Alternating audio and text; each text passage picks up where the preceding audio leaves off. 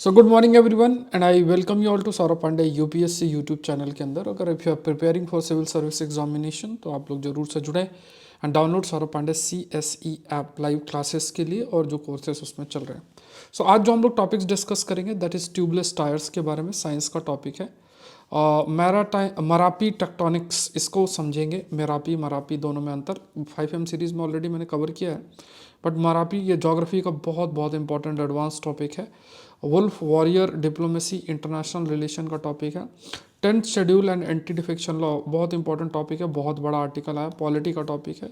PBR and competition commission ये आपका economy और पॉलिटी दोनों में इंक्लूड कर सकते हैं। गरलाच स्ट्रेट ज्योग्राफी का टॉपिक है। PN junction and working of LED science and technology का टॉपिक है। इस पर ऑलरेडी प्रीलिम्स में प्रश्न आया है, मेंस में भी देयर इज़ अ पॉसिबिलिटी, बिल्कुल प्रश्न इनमें आ जाते हैं। मेंस का क्वेश्चन जो मैं आपको देता हूँ दैट विल बी देयर। सो अगर देखा जाए आज के जो प्रश्न हैं, क्वेश्चन देख लो, और एडवांस टॉपिक जो ज्योग्राफी के होते हैं तो उनमें ज़रूर से ये जो एरिया है या आप कह सकते हैं ऐसे प्रश्न फ्रेम होते हैं। और पिछली बार भी जो मेंस में प्रश्न आए थे उसमें अगर आप देखोगे मैंने एक वीडियो भी डाल रखा है, आप देख लेना, उसमें फजॉड जैसे टॉपिक्स भी सेशन के अंदर हम लोगों ने डिस्कस किया हुआ है। तो यहाँ पे क्वेश्चन देख लो, explain the factor responsible for volcanism along Marapi. तो मरापी पर्वत पर ज्वालामुखी के लिए जिम्मेदार कारकों की व्याख्या करें। 10 नंबर है और ऐसे क्वेश्चंस को मैप जरूर से ड्रॉ करें।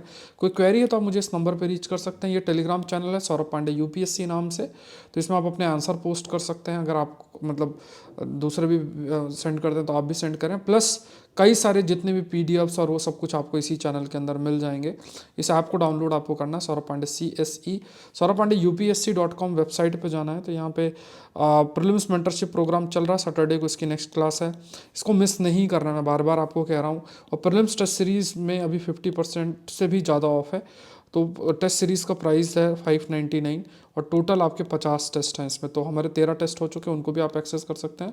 और 14 टेस्ट जो हैं इस संडे को शेड्यूल्ड है। एग्रीकल्चर ऑप्शनल भी आपकी क्लासेस चल रही हैं रेगुलर बेसिस पे, तो इसको भी मिस नहीं करना है। तो ये टेस्ट हैं, इसके PDF और 5M सीरीज़ का PDF इसी जो लोग इस टेस्ट सीरीज़ का हिस्सा हैं दे कैन एक्सेस इट। शुरू करते हैं द ट्यूबलेस कॉनंड्रम करके। अच्छा, ऊपर के सारे लिंक्स आपको डिस्क्रिप्शन बॉक्स में मिल जाएंगे। द ट्यूबलेस कॉनंड्रम, तो देखो ये जनरली कोई मेंस में इसमें प्रश्न नहीं आएगा, बट जैसा मैंने आपको कहा कि हमें डे टू डे लाइफ की जो साइंस है उसको अगर कुछ चीज़ आती है तो उस पर थोड़ा सा ध्यान रखना पड़ेगा या जानना चाहिए उसके बारे में, जो भी डिफरेंट एस्पेक्ट है बहुत इंपॉर्टेंट है। जिस तरीके से आज के समय में प्रीलिम्स में जो प्रश्न आ रहे हैं, तो ट्यूबलेस टायर के ऊपर देखते हैं। देखो ट्यूबलेस और ट्यूबलेस ट्यूब टाइप में अंतर क्या होता है। जैसे इसमें सबसे बड़ा अंतर होता है कि जैसे ऊपर ये टायर और ट्यूब है, दो सेपरेट चीज़ें हैं जब हम ट्यूब टाइप की बात करते हैं। जैसे ऊपर ये, जैसे मान लो ये है और इसके अंदर ये अलग है और इसके अंदर का ट्यूब अलग है, ये ट्यूब टाइप होती है। ट्यूबलेस के अंदर दोनों जुड़े होते हैं एक दूसरे से। सो ये जो टायर है इसी के साथ ट्यूब भी आप कह सकते हैं कि जो इनर ट्यूब है वो टायर का ही इंटीग्रल पार्ट होती है। ये डिफरेंस है।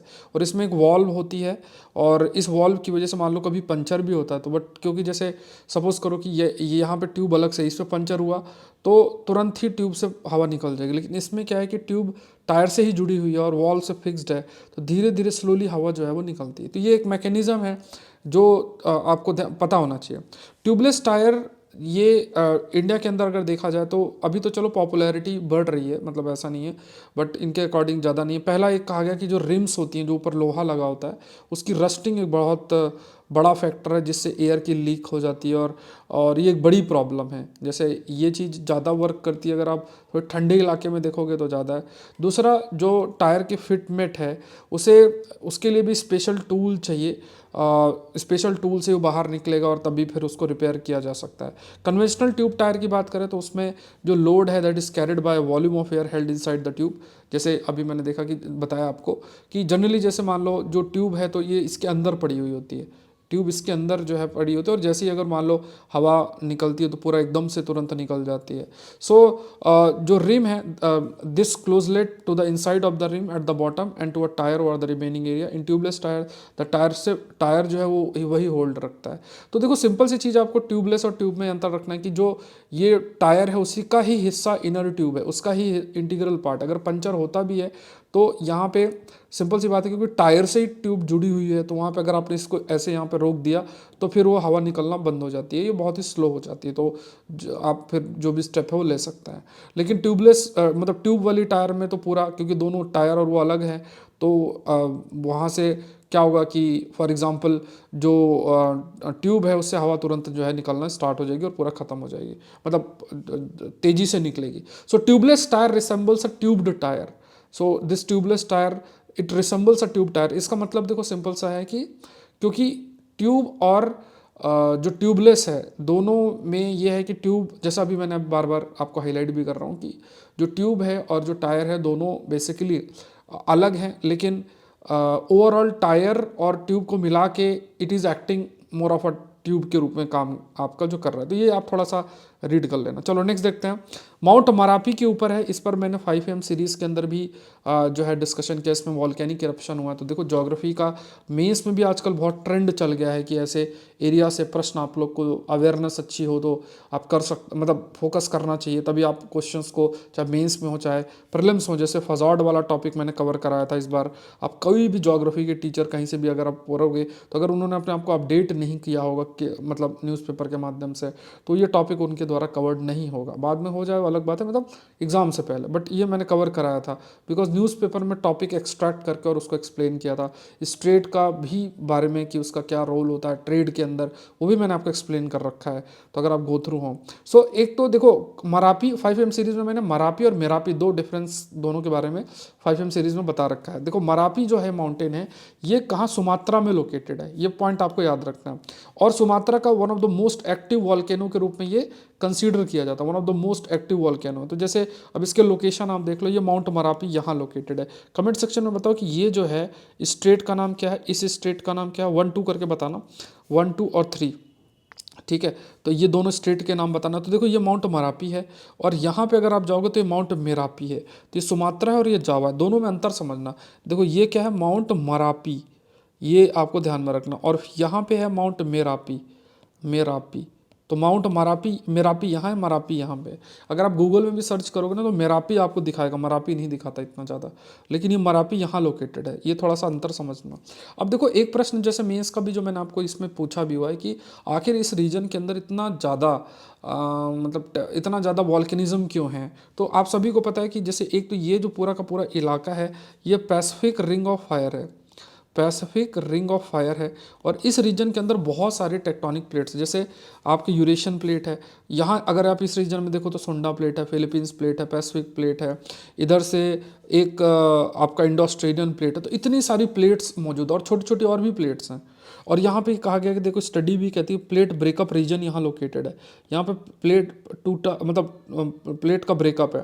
प्लेट का ब्रेकअप का मतलब है जैसे मान लो एक कंटिन्यूस प्लेट जा रही है और बीच में टूटी हुई है, तो जहाँ टूटती है वहाँ फॉल्ट बन जाता है, फॉल्ट जो है वो आपका बन जाता है, ठीक है। जैसे मान लो कभी आपने देखा होगा एक मोटी लकड़ी अगर आपने देखा हो और उस मोटी लकड़ी में थोड़ा सा मान लो बहुत ड्राई हो जाए या कुछ ऐसी स्थिति और बीच में गैप सा बन जाए, ठीक है, मोटी लकड़ी में गैप सा बन जाए, तो आप ये मानो कि मोटी लकड़ी लंबी सी, उसको इमेजिन करो एक उसका जैसे टेबल जिससे बन रही है, मोटे थोड़ा सा उसका ऊपरी हिस्सा थोड़ा मोटा रहे, तो जिसका टेबल बना, तो उसमें से आप इमेजिन करो कि जो आपकी लकड़ी है उस लकड़ी में एक दरार सी आ जाए, तो ऐसे ही उस लकड़ी को एक प्लेट के रूप में इमेजिन करो और उसमें दरार जो आएगी वो फॉल्ट के रूप में आप इमेजिन कर सकते हो। तो इस तरीके से आपको देखना है।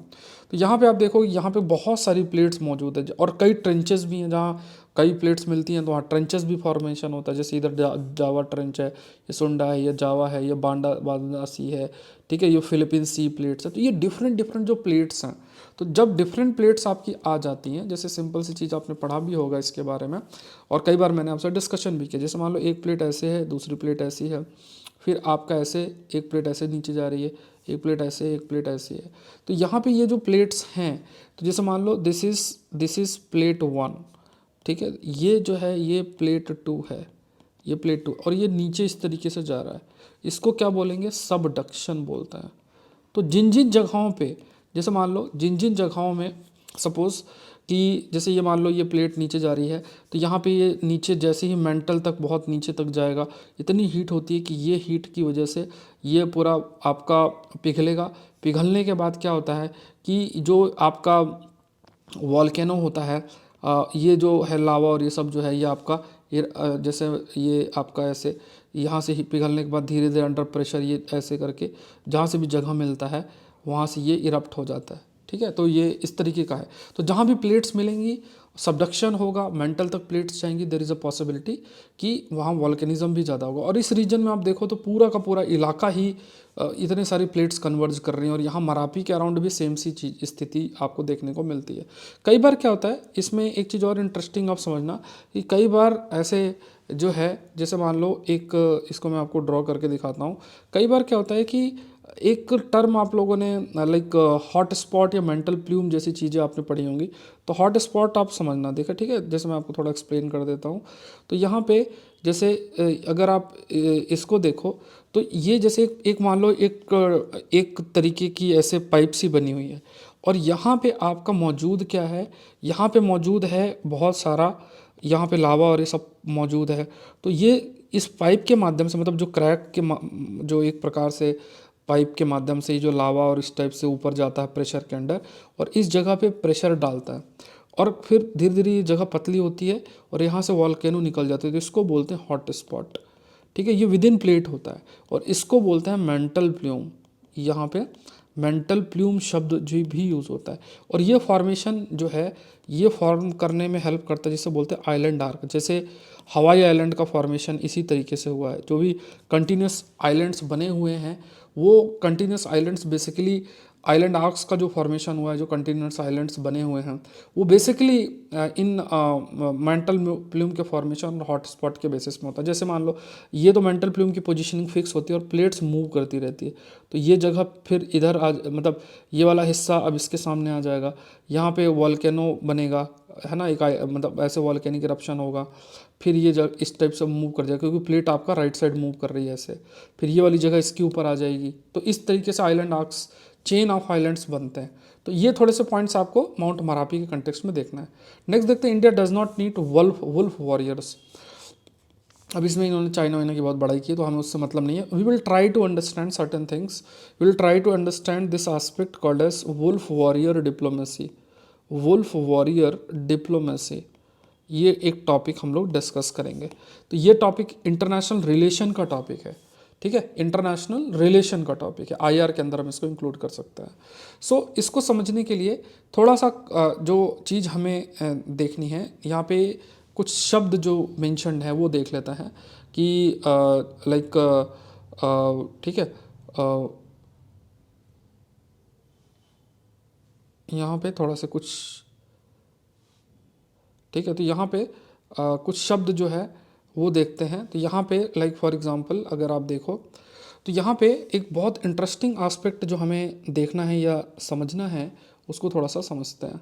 तो यहाँ पे देखो दो शब्द मेंशन्ड होते हैं। एक शब्द जो यूज़ होता है उसे हम बोलते हैं foreign policy. Foreign policy basically क्या है, when you talk about foreign policy मतलब कि जो प्रिंसिपल्स यूज़ होते हैं, प्रिंसिपल्स यूज़ होते हैं दूसरे देशों के साथ रिश्ता बनाने के लिए। जैसे एक्ट ईस्ट पॉलिसी, ये foreign policy, act east policy. जैसे आपका look west policy, look west policy. जैसे आपका जैसे पंचशील, ये चाइना के साथ रिश्ते बनाने के लिए, ठीक है, पंचशील है। ऐसे बहुत सारी आपकी फॉरेन पॉलिसीज़ हैं। डिप्लोमेसी क्या होता है, डिप्लोमेसी का मतलब होता है कि आप कौन सी एक्ट या एक्टिविटीज़ फॉलो करते हो टू मेंटेन द रिलेशनशिप। दूसरे देशों के साथ उसको टैकल करने के लिए, उसके साथ रिलेशन डेवलप करने के लिए आप जो है कैसे एक्ट और एक्टिविटीज़ को यूज़ करते हो। तो उसके लिए हम जो शब्द यूज़ कर रहे हैं that basically is diplomacy. Diplomacy शब्द जो है वो इस्तेमाल हम लोग कर रहे हैं। अब इसको देखना है। अब यहाँ पे देखो क्या है कि स्पेसिफिकली अगर if you will try to understand, जैसे मान लो अगर हम समझने का प्रयास करें, जैसे फॉर एग्जांपल इंडिया का ही अगर एग्जांपल लें, तो जैसे ये इंडिया है और इधर कहीं मालदीव्स आपका लोकेटेड है। अब मालदीव्स का जो लोकेशन है वो बहुत ज़्यादा स्ट्रेटजिकली सेंस में अगर देखो तो बहुत इंपॉर्टेंट है इंडिया के लिए, क्योंकि या ये एकदम आइलैंड्स है, इधर हमारा लक्षद्वीप भी लोकेटेड है, मतलब थोड़ा इधर लोकेटेड है, इधर ये श्रीलंका है। तो यहाँ पे अगर मान लो चाइना आ जाता है, यहाँ से इंडिया की पूरी जो सबमरीन है उसके बारे में काफ़ी जानकारी उसको मिल सकती है, और यहाँ से ये पूरा जो इंडियन ओशन रीजन है, इंडियन ओशन रीजन में अच्छा खासा प्रेजेंस बना लेगा। प्लस पैसिफिक ओशन या जो इंडो पैसिफिक का कंसेप्ट है जिसमें क्वाड ग्रुपिंग है, उसको भी चाइना बढ़िया तरीके से टैकल कर सकता है। तो ये एक बहुत बड़ा एडवांटेज है मालदीव्स को लेके। इस वजह से अब मान लो अपने मन की बात है तो उसको कैसे करवाना है चाइना, तो चाइना क्या करेगा, जो स्पॉन्सर करेगा, जैसे ऐसे देश के लीडर को सेलेक्ट करने की कोशिश करेगा या उनको मदद करेगा इलेक्शन जिताने में, जो उनके लिए थोड़ा सा पॉजिटिव रहे। जैसे इंडिया में भी देखोगे कुछ पॉलिटिकल पार्टीज़ होंगी जो बहुत ज़्यादा एंटी चाइना सेंटिमेंट डेवलप नहीं करेंगी, या उनको बहुत ज़्यादा ऐसा कंपटीशन चाइना को नहीं लगेगा कि यार ये पॉलिटिकल पार्टी पावर में आ गई तो हमें कोई दिक्कत नहीं है। इसी तरीके से मान लो इंडिया के लिए देखोगे तो इंडिया के लिए बांग्लादेश में अभी जो सरकार आई है इलेक्ट होकर, तो वो इतना दिक्कत नहीं करेगी, लेकिन अपोजिट वाली आ जाती तो फिर बहुत दिक्कत होती, जैसे मालदीव्स वाले में। तो ये चीज़ क्या है, ये एक मैटर ऑफ इंडिया के लिए एक चैलेंज रहता है। अब इसमें आप जितना भी टैकल करने की कोशिश करो, आप सोचोगे कि यार नहीं नहीं जो है हम थोड़ा सा अच्छा बन के रहते हैं, बट वो बहुत मुश्किल है उनको कन्विंस कर पाना, क्योंकि जो भी पर्सन इलेक्ट होकर आया है वो एक स्पॉन्सर्ड पर्सन है, इन द सेंस कि एक तो पहले लोगों के बीच में वो सेंटिमेंट डेवलप किया गया, एंटी इंडिया सेंटिमेंट डेवलप किया गया, फिर लीडर भी उसी चीज़ से इलेक्ट होकर आया है। तो सेंटिमेंट इतना जल्दी ब्रेक नहीं होंगे जब तक बहुत परिवर्तन ना हो या कुछ ऐसा कोई इवेंट ना हो। तो ऐसी स्थिति में क्या है कि हमें कैसा अप्रोच रखना चाहिए, तो अब इसमें देखो दो तरीके हैं। जैसे अभी है वुल्फ जो ये जो टर्म यूज्ड हुआ है, दैट इज़ वुल्फ वॉरियर वाली है, वुल्फ वॉरियर, ठीक है। वुल्फ वॉरियर जो ये कंसेप्ट है, ये डिप्लोमेसी है, इस डिप्लोमेसी को चाइना ने बहुत अप्रोच किया। क्या मतलब होता है इसका, इसका मतलब सिंपल सा ये है कि जब आप वुल्फ वॉरियर की बात करते हो, ठीक है, जैसे मान लो ये डायग्राम अगर ये वुल्फ है आपका, तो जनरली ये कहा गया कि जैसे मान लो कोई भी आपके देश के खिलाफ बोले ना, और आप एकदम से मतलब एग्रेसिवली उसको टैकल करो, तो ये वुल्फ वॉरियर डिप्लोमेसी। किसी ने बोला ये, जैसे चाइना ने यूएस और जो भी मतलब कुछ ऐसे एंटी चाइना, जैसे कोविड के टाइम पे कुछ टाइम पे एंटी चाइना सेंटिमेंट डेवलप करने के प्रयास किया, तो चाइना ने क्या किया, चाइना ने बेसिकली एक तरीके से वुल्फ वॉरियर मतलब एक तरीका अपनाया कि उसने एकदम से बहुत एग्रेसिवली चीज़ों को डील किया। उसने बोला चाइना ने ऐसा किया, तो उसने फिर एकदम से ऐसी चीज़ें सामने रखी, या फिर बहुत एग्रेसिव होकर चीज़ों को करने का प्रयास जो है चाइना ने किया। तो इसे वुल्फ वॉरियर शब्द इसके लिए ही इस्तेमाल करता है। अब कहा गया कि क्या इंडिया अफोर्ड कर सकता है कि मालदीव्स के केस में हम ये जो वुल्फ वॉरियर वाला एस्पेक्ट है, क्या हम इस चीज़ को फॉलो हमें करना चाहिए कि नहीं करना चाहिए। पहला, जैसे मान लो इंडिया के प्राइम मिनिस्टर लक्षद्वीप गए, लक्षद्वीप जाने के बाद कई सारी न्यूज़ चली, जिसमें जैसे जनरली क्या है कि प्रेसिडेंट जो मालदीव्स के हैं वो सबसे पहले इंडिया आते हैं, बट वो इंडिया नहीं आए, पहले वो टर्की गए, टर्की जाने के बाद फिर चाइना गए और इंडिया में नहीं आए। तो ये एक तरीके से आप ये समझो कि ये साफ साफ शो कर रहा है कि जो लीडर बैठा हुआ है मालदीव्स के अंदर, उसका अभी वो इंडिया पे इतना फोकस्ड नहीं रहेगा, और जो चीज़ चाइना बोलेगा या जो उस टाइप उधर से जो मतलब लोग हैं वो जो बोलेंगे वही उनको मानना है, और उसके लिए वो चाहे one belt one road initiative जैसी चीज़ें चाइना का, उसको भी वो सपोर्ट करेगा। हाइड्रोग्राफी जैसे एग्रीमेंट्स जो चाइना के साथ डेवलप करेगा, टूरिज़्म चाइना के साथ ज़्यादा से ज़्यादा डेवलप करेगा, ये उसको फॉलो करना है, ये जो है कहीं ना कहीं फॉलो करना। अब ऐसी स्थिति में जैसे अब राइटर्स ने तो चाइना की बहुत बड़ाई की है, लेकिन हम लोग ओवरऑल चीज़ों को समझने का प्रयास कर रहे हैं। तो ऐसी स्थिति में अगर आप देखो, if you try to understand, ऐसी स्थिति में हमारे पास क्या ऑप्शन है। हमारे पास एक ऑप्शन ये है कि हम ये रियलाइज़ करवाएं कि मालदीव्स क्या लूज़ कर सकता है। अगर मान लो पूरे तरीके से चाइना की गोद में बैठ जाए तो मालदीव्स क्या लूज़ कर सकता है। और दूसरा हम ये है कि हम अच्छा बन के रहें कि नहीं नहीं चलो कोई बात नहीं, तुम्हारे साथ अच्छा बन के रहेंगे वो, ठीक है। तो यहाँ पे इंडिया को दोनों चीज़ों को बैलेंस करना पड़ेगा। मतलब मालदीव्स को भी ये रियलाइज़ होना चाहिए कि यार अगर हम पूरे तरीके से चाइना के पास बैठ जाएँ तो हमें क्या नुकसान हो सकता है, क्योंकि इंडिया ने हमें बहुत मदद की है, हमेशा से मदद की है, और चाइना डेट ट्रैप स्ट्रेटजी जैसी चीज़ों को उसने जो डेट ट्रैप है उसको फॉलो किया है, मतलब उधारी दिया, फिर उधारी दे के बोला कि अच्छा चलो चलो उधारी नहीं चुका पा रहे, कोई बात नहीं, घबराने की जरूरत नहीं है, आप जो है ये आइलैंड दे दो मुझे, और ऐसा कुछ। जैसे इससे पहले वाली सरकार थोड़ा पॉजिटिव इंडिया के प्रति सोच थी, उससे पहले जो सरकार थी वो भी चाइना के प्रति सोच थी, और उसने तो यमीन करके तो उसने कुछ आइलैंड्स भी चाइना को देने की बात की थी कि वहाँ पे वो डेवलप करेगा और इस टाइप से। और ये कहा गया कि इंडिया के जो एकदम पास में ही जैसे मोहम्मद और लश्कर तोयबा की, इनके भी जो को रेडिकलाइज्ड जो ग्रुप हैं वो उनके भी आइलैंड्स में एंट्री होने लग गई थी, और वहाँ से केरला और यहाँ सबसे होते हुए जो रेडिकलाइज्ड ग्रुप हैं वो टेररिज्म को प्रमोट या पेनिट्रेट कर सकते हैं इंडिया के अंदर। तो इंडिया को ये सब सोचना पड़ेगा और ये भी देखना पड़ेगा। और जैसे मान लो अभी एकदम से इंडिया चुपचाप बैठा रहे और मान लो ये जो लीडर है वो लीडर अपनी सारे काम करता रहे, तो कभी इंडिया के लिए पॉजिटिव करेगा ही नहीं। तो इंडिया में एक जो फैक्शन है जो इंडिया के लिए पॉजिटिव सोचता है, तो उसको ये रियलाइज़ कराना जरूरी है कि अगर इस टाइप की इनकी पॉलिसी रहेगी तो उन्हें क्या लॉस हो सकता है। ठीक है, तो यहाँ पे राइटर तो देखो ये चीज़ कहा है उन्होंने कि लोन जो ये वुल्फ वॉरियर डिप्लोमेसी, ये ठीक नहीं है, क्या बहुत ज़्यादा एग्रेसिव हो रहा है, सोशल मीडिया में इतना ज़्यादा एग्रेसिव हो रहा है, वो ठीक नहीं है। लेकिन मैंने आपको सारे आर्गूमेंट्स दे दिए, तो आपको बैलेंस लेकर चलना है। ठीक है, सारी चीज़ें इसमें मेंशन नहीं। चलो, अंडरस्टैंडिंग द 10th शेड्यूल, ये पॉलिटी का टॉपिक है, और इसमें मैं थोड़ा सा एनेक्डोट लेकर आपको चलूँगा जिससे आप समझ लो। पॉलिटिकल डिबेट में हम नहीं जाएंगे, लेकिन जैसा मैंने आपको कहा कि ये टॉपिक इम्पॉर्टेंट है। महाराष्ट्र असेंबली के अंदर जो डेवलपमेंट आपका हुआ है उस कंटेक्स्ट में अगर लें तो उसको थोड़ा सा देखते हैं, तो ये पॉलिटी का एक अच्छा टॉपिक बन जाता है। बिल्कुल इनमें प्रीलिम्स का भी प्रश्न बिल्कुल बन सकता है और मेंस का भी प्रश्न जो है वो बन सकता है। अब इसको समझने के लिए थोड़ा सा मैं एक एनेक्डोट लेकर आपके लिए चल रहा हूँ। जैसे आपने अगर 3 इडियट मूवी देखी होगी, तो जैसे सपोज करो एक ये पर्सन है, ये आमिर खान, और एक ये हैं और ये हैं, ये एक ही क्लास में पढ़ते हैं, तीनों एक ही क्लास में पढ़ते हैं। जब एक ही क्लास में पढ़ते हैं तो एक यूनिवर्सिटी है, यूनिवर्सिटी के अंदर एक क्लासरूम है, तो कई क्लासरूम ऐसे ही होते हैं, क्लास 1, क्लास 2, क्लास 3, कई क्लासरूम आपके प्रेजेंट होते हैं। तो एक स्टूडेंट जिस क्लास में पढ़ता है वो ऐसा नहीं है कि वो उठ के दूसरी क्लास में चला जाए, ठीक है, वो दूसरी क्लास में चला जाए, ऐसा तो नहीं कर सकता है, जनरली नहीं कर सकता है। तो जैसे मान लो ये एक क्लासरूम में पढ़ते हैं, ए क्लासरूम में पढ़ते हैं, तीनों एक क्लासरूम में पढ़ते हैं, दूसरा क्लासरूम बी है, तीसरा क्लासरूम सी है, तो ये एक ही ए वाले क्लासरूम में ही पढ़ेगा। सडनली जैसे आपने एक सीन देखा होगा जिसमें क्या कहा गया, अरे स्कूल जाना है, अगर एक एग्जांपल लेते हैं, एक स्कूल जाना है तो तुम्हें सिर्फ जो है तुम्हें जो है सिर्फ यूनिफॉर्म चाहिए और कुछ नहीं चाहिए, मतलब एडमिशन नहीं चाहिए, आपको यूनिफॉर्म चाहिए, आप जाके क्लासरूम में आप जाके बैठ जाओ। लेकिन आप ये समझो कि कोई भी स्ट्रक्चर्ड इंस्टीट्यूशन में ये चीज़ें आसान नहीं है। ठीक है, ये भी थोड़ा समझो, फिर मैं चीज़ों को लिंक करता हूँ। ठीक है, जनरली सपोज करो कि कोई जिस क्लासरूम में आप बैठे हुए हो, मतलब जिस मान लो क्लासरूम ए है और कोई दूसरा एंटर कर गया जो कि क्लासरूम बी से बिलोंग किया, तो टीचर का अगर तुम बाहर जाओ, तुम क्लास ए से बिलोंग जो है वो करते हो। तो यहाँ पे एक चीज़ समझने का प्रयास करो। अब क्लासरूम की जगह आप ले लो पार्लियामेंट। ठीक है, सपोज करो हमारा पार्लियामेंट है। अब ये जो हमारा पार्लियामेंट है, या आप लेजिस्लेटिव असेंबली ले लो किसी स्टेट की, तो यहाँ पार्लियामेंट है।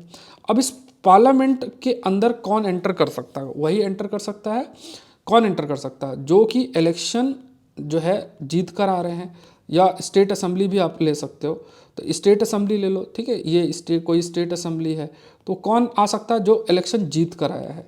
इलेक्शन कौन जीत कर आया है? तो कई लोग हो सकते हैं, एक तो इंडिपेंडेंट हो सकते हैं, दूसरा कौन हो सकता है? जो आपके पॉलिटिकल पार्टी के टिकट्स लेकर आए हैं, पॉलिटिकल पार्टी के टिकट्स ले लो।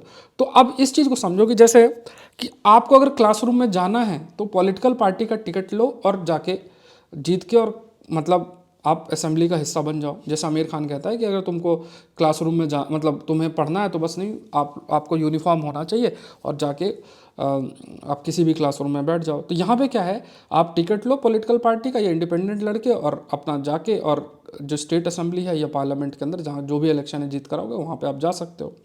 अब ये समझना है कि जैसे एक एमएलए है, ये एमएलए है। अब एक लार्जर सेंस में अगर आप देखो तो ये जो एमएलएज हैं, मान लो एक पॉलिटिकल पार्टी ए है, अब इस पॉलिटिकल पार्टी के 10 एमएलएज हैं।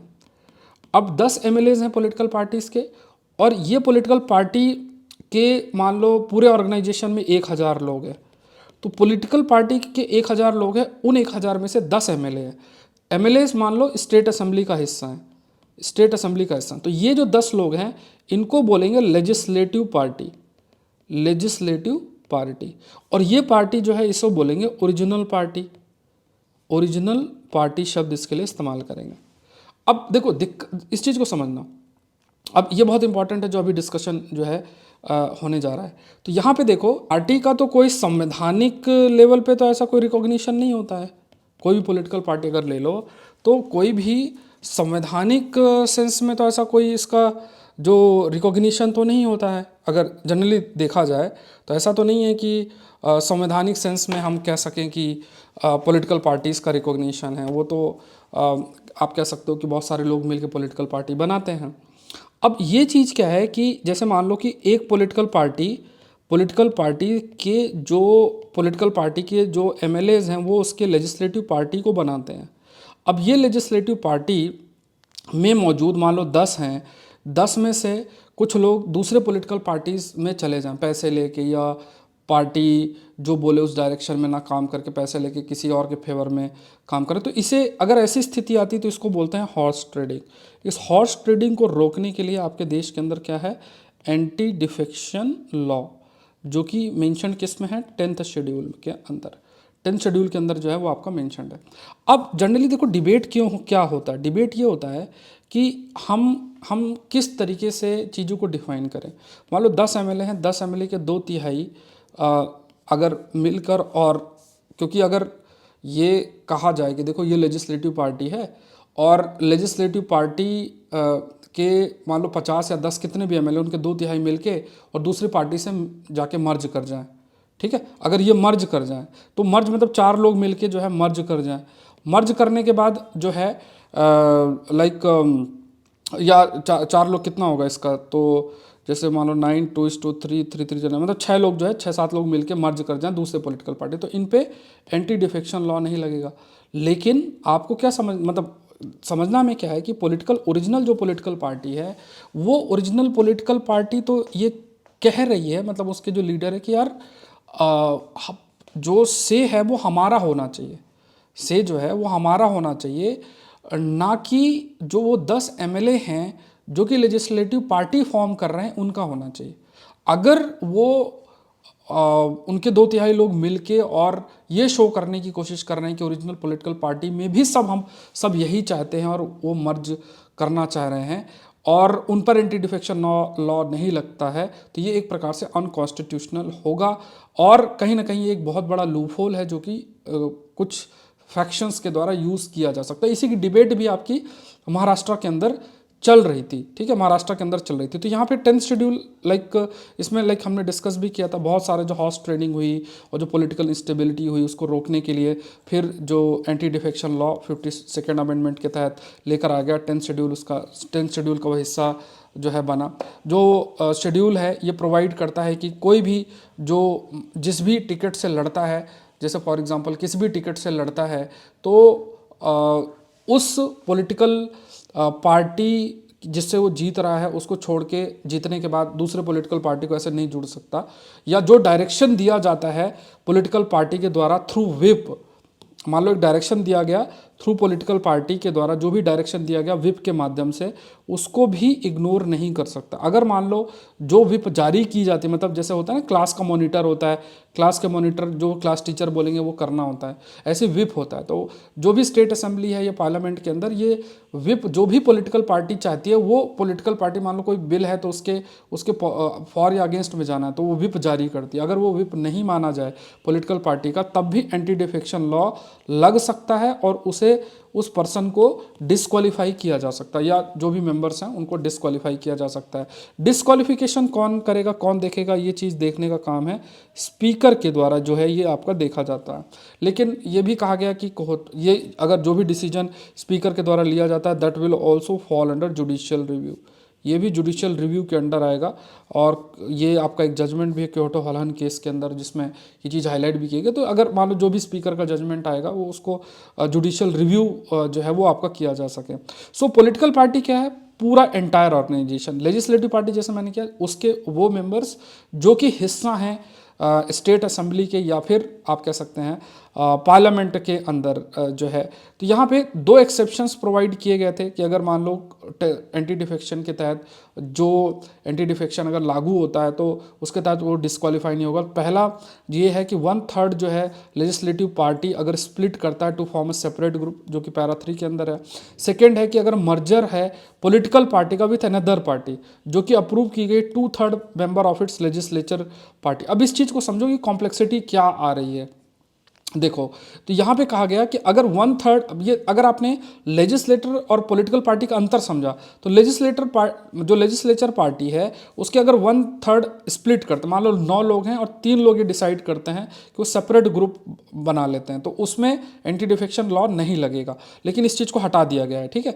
और दूसरा क्या कहता है कि जो मर्जर है जिसमें पॉलिटिकल पार्टी दूसरे पॉलिटिकल पार्टी से जो है मर्ज कर रही, प्रोवाइडेड 2/3 अप्रूव होना चाहिए लेजिस्लेटिव पार्टी से। मान लो एक में अगर 60 लोग हैं तो 2/3 कितने हो गए, तो लाइक 2/3 × 60 लाइक 40 लोग जो है अगर एग्री कर जाए कि हाँ ये मर्जिंग हो सकती है, ये मर्जिंग की जा सकती है, तो फिर वो उस पर एंटी डिफेक्शन लॉ नहीं लगेगा। तो देखो, लड़ाई सिर्फ इसी की चीज़ की चल रही है। यहाँ पे ये कहा गया कि देखो पॉलिटिकल पार्टी का हेड कोई और है, लेजिस्लेटिव पार्टी में जो है उन्होंने 2/3 अपना एक फैक्शन अलग से बना लिया, और इस वजह से जो पॉलिटिकल पार्टी के विद इन 2 फैक्शंस जो हैं वो आपके बन गए। ऑल दो पैरा 3 जैसे मैंने आपको कहा ये 2003 के अंदर आपका हटा दिया गया था। So deletion of para 3, there have been instances जहाँ पे 2/3 जो लेजिस्लेटर पार्टी है they are practically defecting but claiming to be the original political party in order to escape disqualification. तो यहीं पे मान लो 60 लोग हैं जिसमें 40 लोग कह दें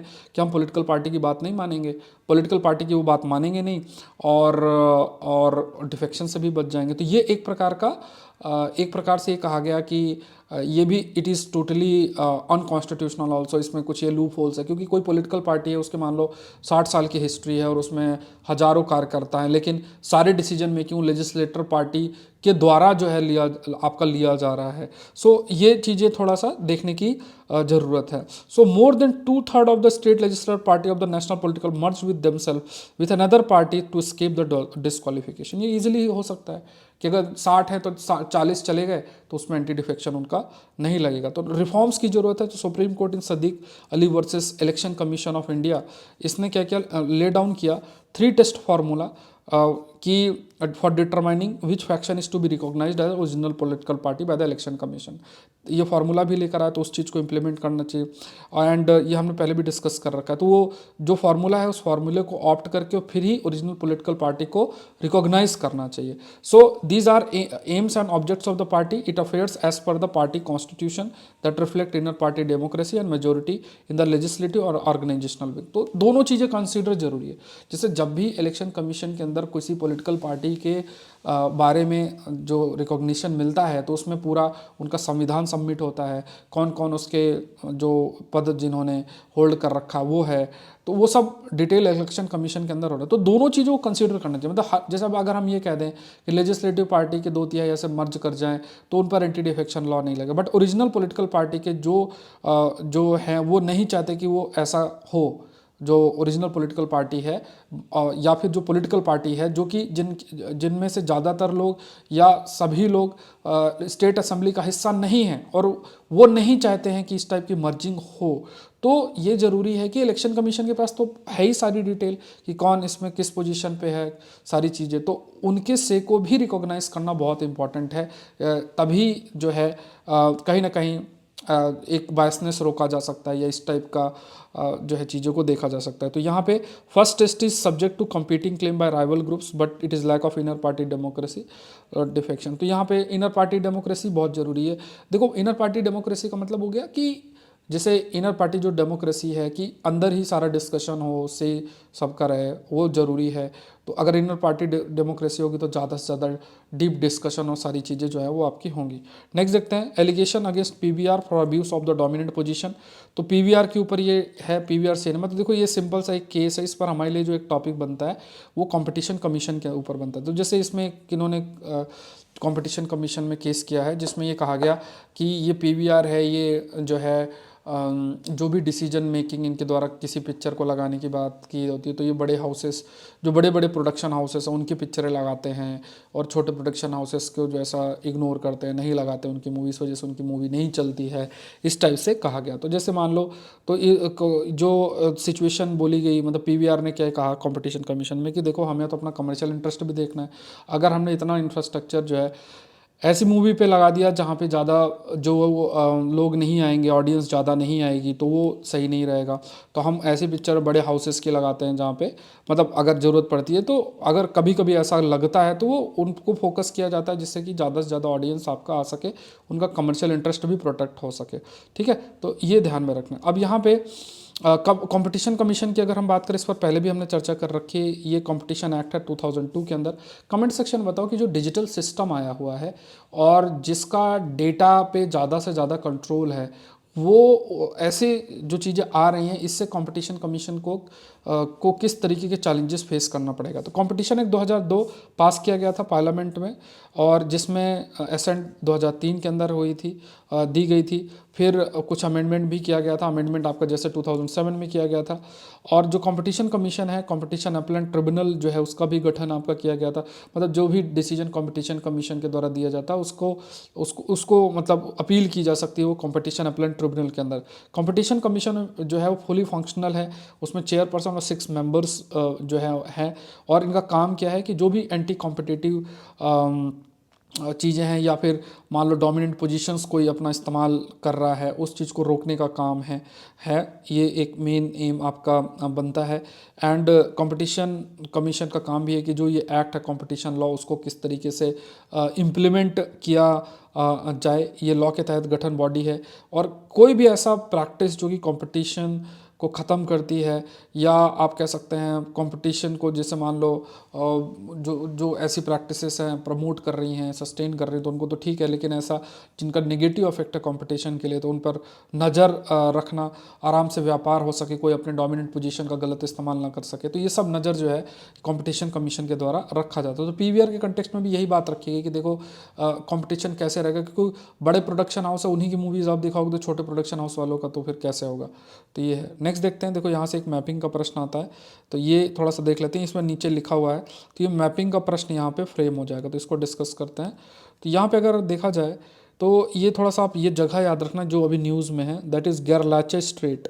ठीक है, तो ये थोड़ा आप याद रखना। ये एनवर्स आइलैंड है, ये अंटार्कटिका रीजन है, ये ब्राबांट आइलैंड है, ये कुवरविले आइलैंड है, ये गोंजालेज विडाला स्टेशन है, ये विनके आइलैंड है, पैराडाइस बे है, पोर्ट लॉकराय है, लैमराइज चैनल है, और पीटरमैन आइलैंड। ये थोड़ा बस इतना, जैसे देखो रटना तो नहीं है, बट एटलीस्ट आइडिया होना चाहिए, क्योंकि न्यूज़ में कोई चीज़ होती है तो पता होना चाहिए। यहाँ पे एक सी है, समुद्र का नाम याद रखो, बेलिंगशॉसन सी यहाँ लोकेटेड है। तब ये ज्योग्राफी के मैपिंग, क्योंकि देखो ये स्ट्रेट न्यूज़ में है, तो और भी चीज़ें हमें जानना चाहिए। अब इसमें गेरलाचे स्ट्रेट जो है, ये basically Palmer archipelago group of island और एंटार्क्टिक पेनिनसुला को अलग करता है। इसमें टेक्टोनिक प्लेट्स है, कई प्रकार के टेक्टोनिक प्लेट्स भी यहाँ पे प्रेजेंट है, और इसमें अलग अलग है। जैसे इसमें कहा गया कि न्यूमायर फॉल्ट लोकेटेड है, जो कि पेल्शियर चैनल से लेके अक्रॉस विनके आइलैंड जैसे मैंने आपको बताया था यहीं पे लोकेटेड था, ये विनके आइलैंड है यहाँ पे। तो यहाँ पे काफ़ी सारे टेक्टोनिक प्लेट्स भी हैं। फिर एनवर आइलैंड जैसे मैंने कहा कि एक ये भी है, जहाँ पे फॉर्नियर फॉल्ट है, जो कि पैरेलल है गैरलेचे फॉल्ट के, और ये एनवर आइलैंड को डिवाइड करता है।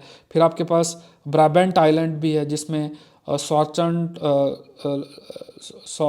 स्कॉल एर्ट चैनल भी है। फिर डैंको कोस्ट ब्लॉक भी है, केव विलियम से लेके विलहेल्मिया बे तक है।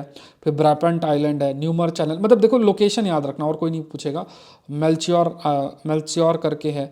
तो ये थोड़ा से बस ये, मतलब अगर आप इस मैप को देख लोगे ना, तो ये आइडिया होना चाहिए, मैच द फॉलोइंग और ऐसे कुछ आ जाए तो आंसर कर लेना है। ठीक है, इतना, क्योंकि ये जगह न्यूज़ में है। ये क्रूज मिसाइल, सॉरी ये क्रूज मिसाइल नहीं, क्या बोलते हैं इसको, क्रूज शिप है यहाँ पे फंसी हुई है, तो इस वजह से जगह न्यूज़ में तो पता होना चाहिए, हमें अपना इंटरेस्ट रखना चाहिए। नेक्स्ट देखते हैं, what are the light emitting diode and why they are prized as light sources. तो ये एक इंपॉर्टेंट टॉपिक है, इसमें पूरी की पूरी जो फंक्शनिंग है लाइट एमिटिंग डायोड की वो एक्सप्लेन्ड है। तो देखो ये एरियाज जो हैं नोबेल प्राइज़ भी मिला है, तो इस वजह से न्यूज़ में भी हमेशा से रहता ही है। और अगर आप साइंस टेक की बात करो तो लगभग नोबेल प्राइज़ 3 4 5 साल के जो है उनमें से 1 या 2 प्रश्न पूछते ही हैं। ये नहीं पूछते किसको मिला है, बट वो जो एरियाज़ में काम किया है तो उनसे ज़रूर से प्रश्न आपके लिए बनते हैं। तो 21st सेंचुरी की बात करें तो एलईडी लैंप्स या एलईडी लाइट्स का बहुत इंपॉर्टेंट रोल भी है, और इसी वजह से आप कह सकते हैं कि अभी आई थिंक 20 या 21 में उनको नोबेल प्राइज़ भी इस एरिया से जो है मिला है। अब इसकी वर्किंग को समझने के लिए हमें ये 2 चीज़ें समझनी है। देखो, एक टर्म जो समझना है वो है होल समझना है, और दूसरा समझना है इलेक्ट्रॉन समझना है। ठीक है, इलेक्ट्रॉन समझना है, तीसरा समझना है एनर्जी लेवल, एनर्जी लेवल। तो ये 3 चीज़ें समझनी है। और इसी तरीके से देखो, लाइट एमिटिंग डायोड, तो यहाँ पे हमें क्या समझना है कि डायोड क्या है, और वो डायोड ही लाइट एमिट करता है। ठीक है, जैसा एलईडी जो आप यूज़ करते हो, लाइट एमिटिंग। और ठीक है, और जैसे मान लो ये पॉजिटिव है, पॉजिटिव चार्ज है, और एक नेगेटिव चार्ज है, तो इलेक्ट्रॉन नेगेटिव चार्ज है, और होल होता है। तो जनरली देखो, होल और इलेक्ट्रॉन 2 शब्द इस्तेमाल होते हैं। अगर आपने एटम के बारे में थोड़ा स्टडी किया हो तो, जैसे if you have studied about atoms, तो आपने ये चीज़ देखी होगी। जैसे मान लो ये आपका न्यूक्लियस है, और ये इस तरह से आपका कई प्रकार के एनर्जी सेल्स जो हैं वो प्रेजेंट होते हैं। जैसे इस टाइप से एनर्जी ये प्रेजेंट है। अब यहाँ पे जैसे मान लो इन एनर्जी सेल्स में अलग अलग इलेक्ट्रॉन्स प्रेजेंट होते हैं। ठीक है, जैसे एनर्जी लेवल पे अलग अलग, ये क्या हो गया, एनर्जी लेवल पे जो है अलग अलग, ऐसे मान लो ये एक एनर्जी लेवल बना लेते हैं इस टाइप से। तो यहाँ पे क्या है, अलग अलग आपके इलेक्ट्रॉन्स जो हैं वो प्रेजेंट है। सपोज करो ये इलेक्ट्रॉन्स प्रेजेंट है, तो ये है ना, तो इलेक्ट्रॉन्स प्रेजेंट है। यहाँ पे आपके प्रोटॉन है, न्यूट्रॉन्स प्रेजेंट है। ये इस तरीके से ये आपके जनरली होता है। तो होल क्या होते हैं, होल बेसिकली ऐसी जहाँ पे इलेक्ट्रॉन्स होने चाहिए बट नहीं है, तो ये ध्यान में रखना, उनको हम होल्स बोलते हैं। तो क्योंकि इलेक्ट्रॉन नहीं, तो ये पॉजिटिव चार्ज होते हैं, और जो इलेक्ट्रॉन है वो नेगेटिव चार्ज होते हैं। तो बेसिकली जो इनका पॉजिटिव नेगेटिव का जो इलेक्ट्रॉन्स का मूवमेंट होता है उसी से फिर जो इलेक्ट्रिक फ्लो है वो देखने को मिलता है। ये कंसेप्ट आपको ध्यान में रखना है। इसको थोड़ा सा आगे जो है उसको समझते हैं। तो डायोड बेसिकली क्या है, ये डायोड, क्योंकि देखो जो लाइट एमिटिंग डायोड है वो बेसिकली जो लाइट एमिटिंग डायोड है वो डायोड से ही बना है। तो डायोड्स क्या है, इलेक्ट्रॉनिक कंपोनेंट्स है। कितने 5 mm इनकी विड्थ है, और इसमें एनोड और कैथोड दोनों होते हैं, मतलब पॉजिटिव नेगेटिव टर्मिनल्स होते हैं, और पॉजिटिव नेगेटिव टर्मिनल्स है तो फिर उसी से इलेक्ट्रॉन फ्लो करेगा और इलेक्ट्रिक चार्ज होता है। ठीक है, तो जैसे मान लो पॉजिटिव आपका, you have positive and you have negative, दोनों हैं, और फिर जो है इलेक्ट्रॉन इसी से आपके फ्लो करेंगे। ठीक है, तो इस जब इलेक्ट्रॉन फ्लो करेगा तो इलेक्ट्रिसिटी जो है वो प्रोड्यूस होती है। सो डायोड प्राइमरी पर्पस क्या है कि अलाउ करता है करंट को फ्लो करना सिर्फ एक डायरेक्शन में, ओनली इन वन डायरेक्शन, यही इसका इंपॉर्टेंस है। और इसके लिए एक जंक्शन बनाया जाता है जिसे बोलते हैं पी एन एन जंक्शन। ठीक है, तो पी एन एन जंक्शंस जो है they are made of 2 material, मतलब 2 मटेरियल के बने होते हैं, एक दूसरे के अगल बगल रखे होते हैं। वन मटेरियल पी टाइप होता है जो कि चार्ज कैरियर होता है, जैसे होल्स जिसे बोलते हैं, और दूसरा एन टाइप होता है, आगे इस पर डिस्कस करेंगे। तो एक पी टाइप होता है जो कि होल्स कैरी प्रेजेंट है, और एक एन टाइप होता है जो कि इलेक्ट्रॉन्स कैरी करता है। होल क्या होते हैं, ऐसी जगह जहाँ इलेक्ट्रॉन होने चाहिए बट नहीं है, इलेक्ट्रॉन वहाँ से जा चुके हैं या मूव कर चुके हैं। तो यहाँ पे उन्हें हम होल्स बोलते हैं, और नॉर्मल इलेक्ट्रॉन्स जो है वो तो हैं ही। So holes basically place in an atom और अ ग्रुप ऑफ एटम जहाँ पे इलेक्ट्रॉन्स होने चाहिए बट नहीं है, and these holes is an electron place holder but without electron, मतलब अगर इलेक्ट्रॉन्स आएंगे तो उनका चार्ज चेंज हो जाएगा। सो पी एन जंक्शन क्या है, पी और एन जो जंक्शंस हैं, ये पी और एन जंक्शन से एक ऐसा इंटरफेस है जहाँ पे आपका पी टाइप और एन टाइप दोनों आके मिल रहे हैं। जैसे अगर आप इसमें देखोगे ना, तो ये एक area P N junctions create करेगा, यहाँ पे एन टाइप और पी टाइप दोनों आके मिल रहे हैं, और जो कि फिर इलेक्ट्रिक करंट को फ्लो करने में फैसिलिटेट करेगा। तो बेसिक चीज़ आपको याद रखना है कि light emitting diode they are made of diodes, और इन डायोड्स में एक पी है और एक एन जंक्शन है। पी एन जंक्शन मिलके ये एक इंटरफेस बनता है ऐसे, जो कि फैसिलिटेट करता है इलेक्ट्रिक करंट के फ्लो को। ये आपको ध्यान में रखना है। ठीक है, एंड यहाँ पे एलईडी की बात करें तो एलईडी क्या है, डायोड जो कि लाइट को एमिट करता है। और ये जो डायोड है इसमें पीएन और एन जंक्शंस भी जो है वो प्रेजेंट आपके रहते हैं। तो यहाँ पे ये देखना है कि if the frequency of this energy when the electron meets and occupies a hole it release energy into its surrounding. तो देखो सिंपल सी चीज़ आपको समझनी क्या है कि ये डायोड है, डायोड में आपके पास एक पी है, एक एन है, ठीक है। तो एक होल है, दूसरा इलेक्ट्रॉन है। जब होल और इलेक्ट्रॉन दोबारा से मिलते हैं तो लाइट जो है वो क्रिएट होती है। तो एलईडी बेसिकली किसका बना है, डायोड्स का बना है। डायोड्स में ये पी और एन जंक्शंस होते हैं, और जैसे ही इलेक्ट्रॉन और होल का मतलब इलेक्ट्रॉन होल तक रीच करेगा तो उस समय फिर लाइट जो है वो प्रोड्यूस होती है। इसको हम इलेक्ट्रोल्यूमिनेंस शब्द इसके लिए जो है इस्तेमाल जो है वो कहते हैं। फिर दूसरा एक टर्म यूज़ होता है जिसे हम कहते हैं बैंड गैप। बैंड गैप क्या है इसको देखते हैं। तो जैसे मान लो कि particles electron can only have specific energy value, they can occupy only a particular energy level when a group of electron come together in a system. one of them is that no electron can occupy the same energy level at the same time, prefer to have lower energy and thus prefer to occupy the lowest energy level. अब देखो इसमें थोड़ा सा technical है but समझने का प्रयास करना, ठीक है। जैसे इसी से ये डायग्राम से समझना आप समझ सकते हो। जैसे मान लो ये एक इलेक्ट्रॉन यहाँ पे है, एक इलेक्ट्रॉन यहाँ पे है, तो डिफरेंट एनर्जी लेवल, ये E1 है, ये E2 है, दो एनर्जी लेवल है ना। तो जैसे मान लो कि ये आपका एनर्जी लेवल है, डिफरेंट एनर्जी लेवल है, जैसे एक एनर्जी लेवल ये है, दूसरा एनर्जी लेवल ये है। तो जनरली क्या होता है कि जो इलेक्ट्रॉन्स होते हैं, जैसे सपोज करो कि जो भी मटेरियल ये फैसिलिटेट करे कि इलेक्ट्रॉन्स बेसिकली उनका दे कैन स्टे, जैसे थोड़ा सा जो कंटेंट है उसको एक बार देखते हैं।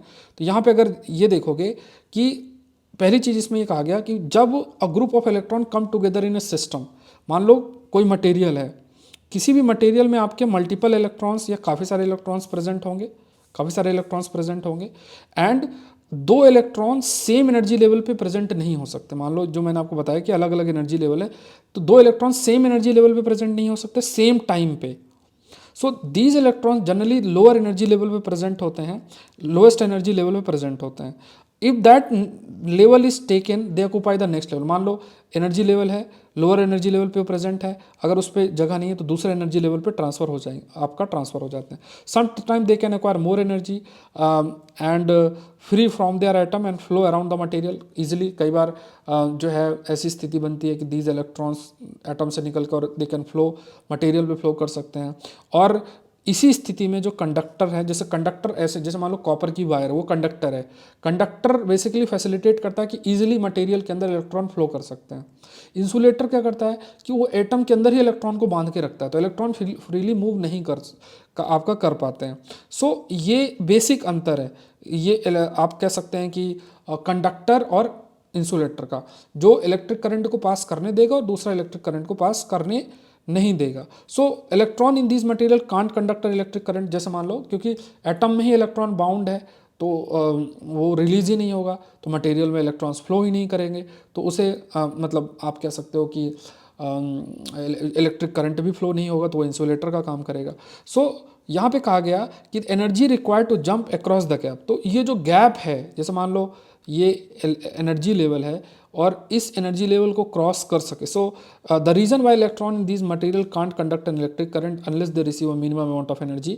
तो जैसे मान लो कि इलेक्ट्रॉन है, अगर ये बाउंड है एटम से, तो अमाउंट ऑफ एनर्जी जिसके माध्यम से इसको बाईपास कर दे इलेक्ट्रॉन और इजीली फ्लो कर जाए मटेरियल के अंदर, तो उसे हम बैंड गैप भी बोलते हैं। मतलब जो दो डिफरेंट एनर्जी लेवल का गैप है जैसे मान लो एक एनर्जी लेवल E1 है, दूसरा E2 है, तो दोनों के बीच का जो एनर्जी लेवल का गैप है उसे हम बैंड गैप बोलेंगे।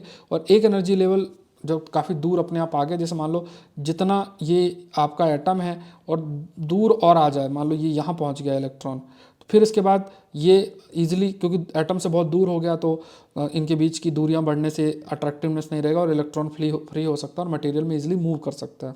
सो अमाउंट ऑफ वो जो एनर्जी है जो रिक्वायर्ड है to jump across the gaps, तो उसे इस जो गैप्स है जिसे हम बैंड गैप बोलते हैं, तो वो minimum of amount of energy की हमें ज़रूरत होती है। देन ओनली जब ये बैंड गैप को क्रॉस किया जाता है उसके बाद ही इलेक्ट्रॉन इजीली मूव कर सकता है और जो है मटेरियल के अंदर and it can produce like electricity जो है प्रोड्यूस हो सकता है। अब what colour can LED produce, LED can produce 3 colours, red green blue, ये सब कलर्स हैं। फिर इसमें कहा गया कि गैलियम नाइट्राइड जैसी चीज़ों का जो है ऐसे मटेरियल का भी इस्तेमाल किया जा सकता है। तो यहाँ पे इलेक्ट्रोल्यूमिनेंस जैसा भी मैंने एक्सप्लेन भी किया था। सो इस ये जो बैंड गैप है ये बेसिकली ब्लू लाइट प्रोड्यूस करने में हेल्प करता है। तो बैंड गैप टर्म याद रखना। इसका एडवांटेज देखें तो इसमें 2 टर्म्स यहाँ मेंशन्ड है। एक मूरे लॉ है, मूरे लॉ मैंने कल ही शायद आपको एक्सप्लेन किया था, कल या परसों में। तो मूरे लॉ जो है, मूर लॉ या मूरे लॉ जो भी बोलो, तो यहाँ पे इसमें ये कहा था कि जो ट्रांजिस्टर होंगे चिप में, जैसे आपने चिप देखी होगी ना, उसमें जो छोटे छोटे ट्रांजिस्टर्स होते हैं वो डबल करेंगे हर 2 साल में, ये कहा गया। लेकिन नैनो टेक्नोलॉजी से ये आपका जो है फ्लो मतलब ये चीज़ जो है रेलिवेंस मूरे लॉ की रिड्यूस हुई है। फिर एक रोनाल्ड हैट्स करके थे, इन्होंने कहा कि that for a given frequency of a light the cost per unit of light of LED will drop 10x। तो ये कहा गया कि जो एक लाइट की एक फ्रीक्वेंसी, मान लो फ्रीक्वेंसी क्या हो, जैसे मान लो ब्लू लाइट है, रेड लाइट है, ब्लू डिफरेंट डिफरेंट जो लाइट्स हैं एक फ्रीक्वेंसी में जो काम कर रहे हैं, तो कहा गया कि एक गिवन फ्रीक्वेंसी ऑफ लाइट में जो कॉस्ट है per unit of light LED वो धीरे धीरे ड्रॉप करेगा, विल ड्रॉप 10x। और जो अमाउंट ऑफ लाइट जो है वो प्रोड्यूस होगा 20x एवरी डिकेड। तो मतलब प्राइस रिड्यूस होगी और इलेक्ट्रिसिटी ज़्यादा प्रोड्यूस होगी। तो यहाँ पे प्राइस रिड्यूस होगा और इलेक्ट्रिसिटी आपका और अधिक प्रोड्यूस होगी। So before Haitz's law researchers ने एलईडी को प्राइस्ड किया higher because they were more efficient, मतलब क्योंकि वो बेटर थी तो प्राइस भी थोड़ा हाई रखा गया, ये चीज़ कही गई। और आज के समय में इनका एप्लीकेशन देखोगे एलईडी का इंडस्ट्री में, consumer electronics, household appliance, बहुत सारे लेवल पे barcode scanner, air quality, barcode scanner to monitor air quality level पे, सब जगह इनका एक रोल है। ठीक है, तो सेशन को लाइक जरूर से करें, चैनल को सब्सक्राइब करें। क्वेश्चन देख लो, explain the factor responsible for volcanism along mount Marapi, 10 number का है। कोई क्वेरी हो तो आप इस नंबर पर रीच कर सकते हैं।